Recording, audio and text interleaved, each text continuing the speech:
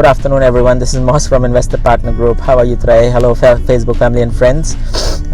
Today we are going to talk about NDIS properties or disability scheme, and you would hear a lot of people talk about NDIS, about how they can generate high yield properties in NDIS, 16% yield, 20% yield. You would hear a lot of people creating this FOMO around NDIS, and this video is for those people who are looking for high yield, high return properties, and I wanted to talk about some of the pros and cons of NDIS properties.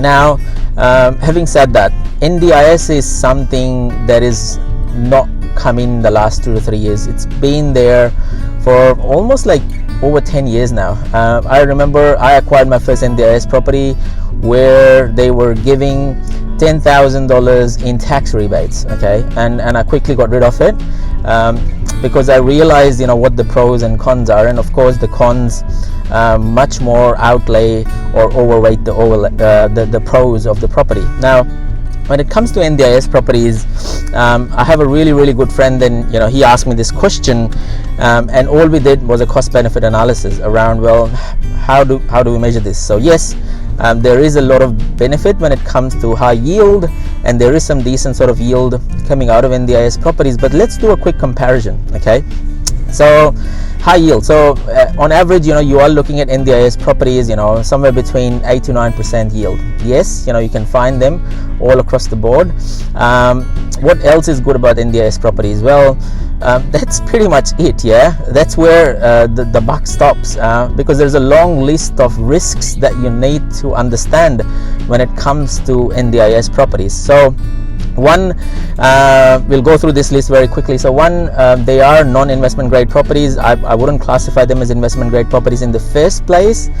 They do come down quite low at the yield, because you can generate some of those 6-7% yield in buy and hold strategies while investing in growth suburbs. So why would you absorb some of these risks? Some of these high yields that are quoted right now in Queensland is predominantly because of the underquoting of the management fee side of things. So they don't realize the amount of effort that goes in management some of these tenancies, some of these properties, and right now, because it's a bit of a boom, a lot of these property managers are underquoting the management fees when it comes to managing the NDIS properties. You can't manage an NDIS property at 5% return. It's 5% management fees. It just doesn't make sense.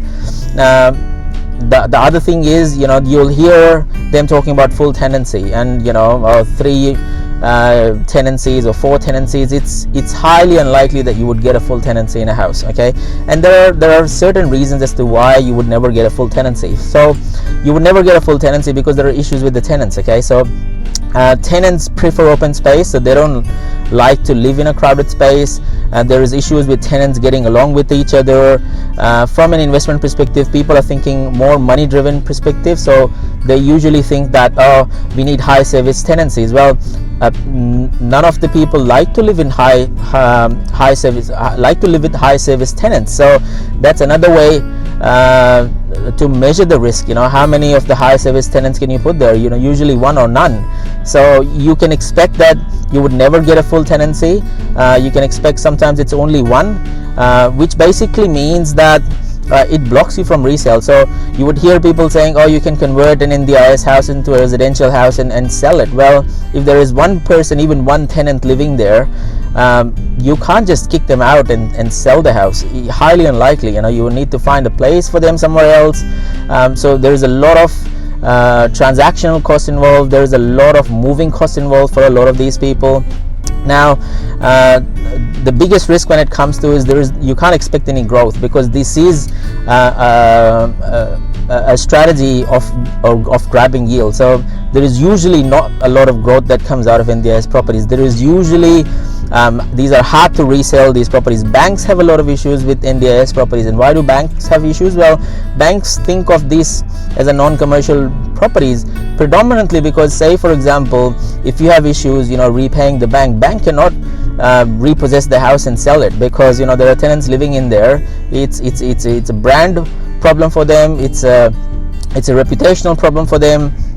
And what you have done basically with yourself is that you have used all of your capital and blocked a decent amount of capital into getting a yield which you can get much more better yield and returns out of small scale developments or buy and hold strategies. So you're blocking a lot of your serviceability because banks hate these properties sitting in your portfolio. There are only a couple of banks who would, or lenders right now, who would finance some of these properties. So you're blocking your serviceability from that perspective as well. And finally, and the most important thing, it's about the government funding. So the government funding has always been supportive around NDIS, but we all know how quickly does the government change its position on policy making, on compliance. Right now, they have projected within their budgets about 700 million for the next 2 to 3 years, but who knows what happens in the next 2 to 3 years. So you need to make sure that your property investment strategy is a long-term strategy. You're not looking at acquiring something just for the sake of generating yield and blocking your serviceability while impacting your opportunities that you would be missing out on. So these are some of the things that I've always talked about, and I want you guys to consider when you are considering NDIS properties. It's always good to do an analysis of what's best that works. You need to look at it from that perspective as to, well, what else can you buy? Can you do small scale development because you are upfronting a lot of capital against it?